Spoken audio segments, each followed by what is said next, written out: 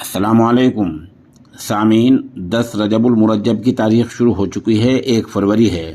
خبر کا عنوان ہے وحشی سلما کی مکمل رپورٹ۔ مغربی یو پی کے ضلع شاملی کے گاؤں پنجیٹ کی سلما نے رات کسی وقت اپنے ایک بیٹے اور 2 بیٹیوں کو زہر دے دیا۔ یہ زہر پانی میں ملا کر دیا گیا تھا، جس کے بعد ان تینوں کی موت ہو گئی ہے۔ کہا جا رہا ہے کہ خاتون گھریلو پریشانی سے تنگ تھی۔ زہر دینے کے بعد 8 سالہ سعد کی تو اسی وقت موت ہو گئی تھی، جبکہ 4 سال کی مصباح اور 2 سال کی منتشا کی بعد میں علاج کے دوران موت ہوئی ہے۔ خاتون سلما کے شوہر مرسلین کی تحریر پر پولیس نے سلما کو گرفتار کر کے اس کے خلاف قتل کا مقدمہ درج کرتے ہوئے اس کو جیل بھیج دیا ہے۔